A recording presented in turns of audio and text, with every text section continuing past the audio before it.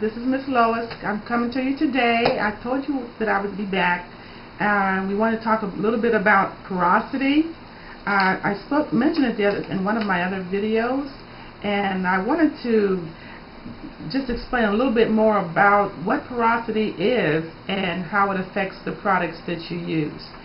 So, as I was saying in the other video, porosity has to do with the ability of your hair to absorb moisture. So if you have low porosity, that means that your hair the cuticles of your hair are laid down flat or tight, and so moisture and product cannot penetrate the cuticle. If your porosity is normal, then it does just fine. It takes in moisture, and it also will take and hold on to moisture, and it will hold on to your product. Now, if your porosity is high, that means the cuticle is raised on the strand of hair, and even though you put product on and water on as a moisturizer, it goes through. It does not stay. The hair cannot hold on to it. So that's a bad thing. So whether it's low or high, we need to make some adjustments. So if it's low porosity, if your cuticle is tight, if you use a product that has a higher pH than your hair, which is about 5 or 5.6 on the pH scale, then that will raise the cuticle a little bit or elevate it so that you can get product, so that your product and the moisture will penetrate the hair shaft.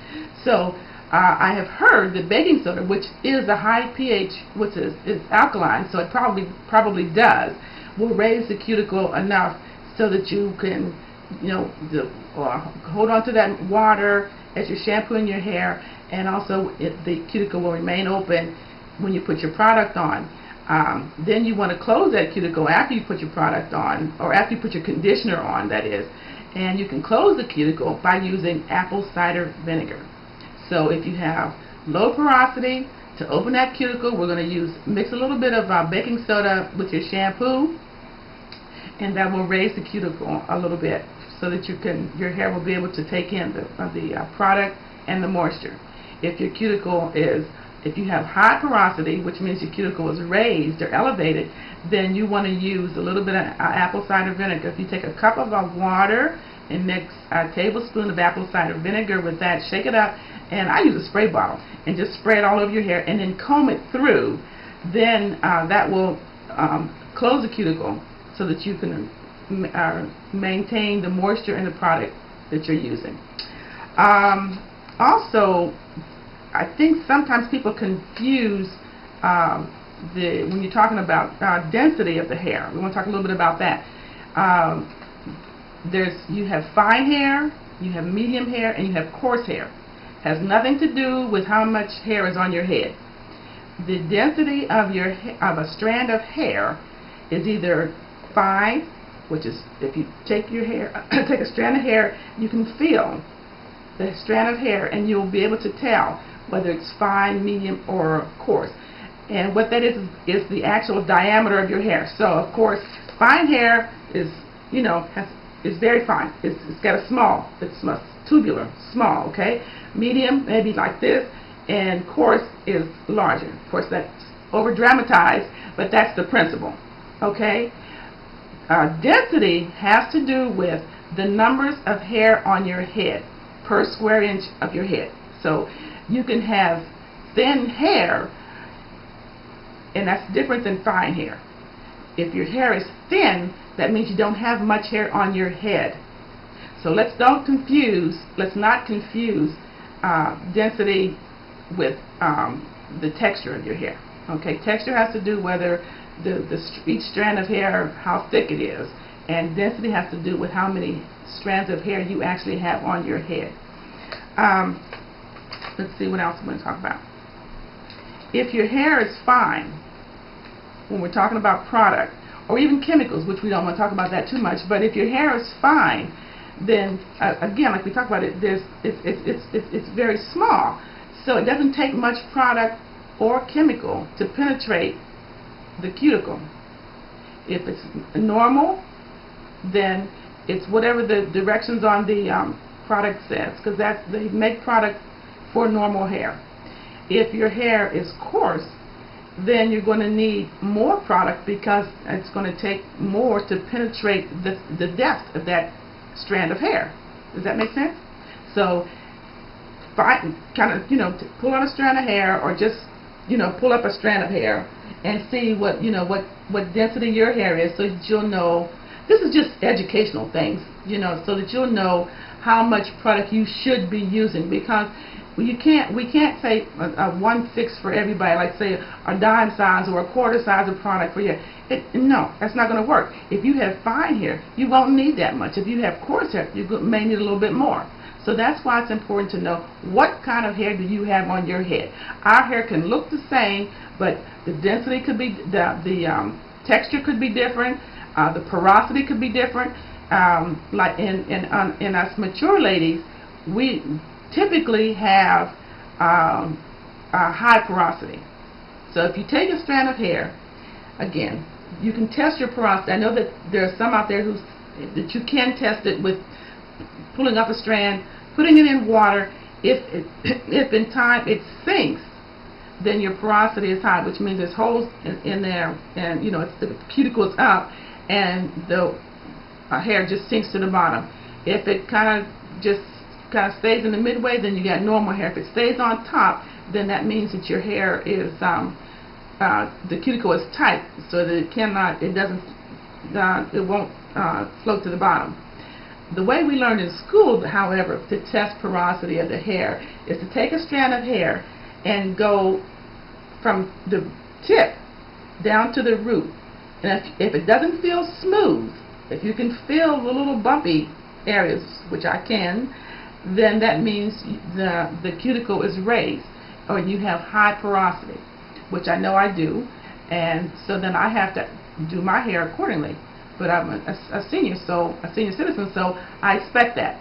So I use the vinegar method on my hair to close the cuticle, so that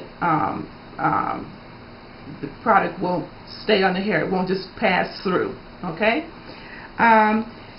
Like me on Facebook, or like me on here, share my videos with other people. And I also wanted to tell you that I make my own products. And I started doing this because I wanted to know what I was actually putting on my hair. And I didn't want to use all those chemicals that are out there, because hair is fragile, especially us curly girls. Curly hair is more fragile than straight hair. I know that I used to think that because our hair was it appeared to be rougher than Caucasian hair, that our hair was stronger, but it's not.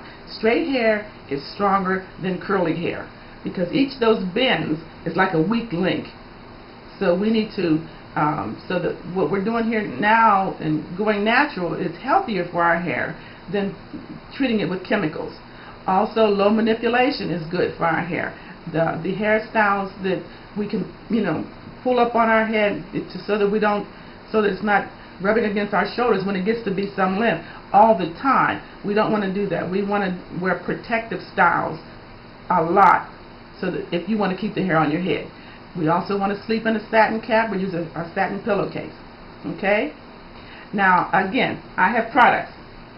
I have, which is called my hair growth treatment. This is really good. Well, all of the products are good, but this really does work. As I was saying earlier about when you get older, your hair starts to thin, and also you ladies out there who have been wearing those weaves or those tight braids, you probably noticed your hair is thinner than it was when you were younger or before you started to wear the weaves. My hair thickened up and it was growing all the time, but it was breaking. But since I started using this, it has shea butter in it, which we all know that's good for your hair, but it has peppermint in it. It has also rosemary and other things in it that stimulate the scalp and cause the hair to grow. And like I said, my hair thickened up tremendously. I used it on family before I started making it for resale, so I would know that it really did do what it was supposed to do, and it does. My other sister had thin hair just because she just didn't take care of it very well, and her hair is coming in beautifully now. So that's the hair growth treatment. I also have a nourishing hair cream, which I use. You can use it on whether natural or relaxed hair. It's not heavy like a grease, but it gives us that oil and moisture that we need in our hair, and that's called the Nourishing Hair Cream. It has shea butter in it. Almost everything I have has shea butter in it, but it also has some other ingredients in it that are also good for your hair. Then I have the Twist and Curl Custard. Of course, that has aloe vera in it, but it has shea butter too. But this is really nice for curly girls if you want a light hold, which I do. I want my hair to feel natural. I don't want it to be hard and crunchy, but I want my set, you know, whether it's a braid out, a twist out, or whatever, I want it to last. So this is really, really good. You need to try that. I have a leave-in conditioner as well. Oh, and it smells heavenly. This is so good. When you put it on your hair feels so soft and silky. You'll really like that. And I have, this is and for the oil, I use a spray. It's oils, but it's in a spray form. It's a mixture of coconut oil, which we all know is good for your hair, grapeseed oil, which is good for your hair, and some other oils in there. Olive oil, and some other little tricks I put in there. All of these products are extremely healthy for your hair. I have a website. It's www.marsbeauty.biz. That's MARSBEAUTY.biz. You can also find me on www. I think it's atsey.com, and if you go to their website, then type in Mars Beauty Supply and you'll go to my site. I hope again that this information has been helpful to you. Thank you for listening to me, and again, leave comments, leave questions. I'll be more than happy to respond to them, and like me. See you later. Bye bye.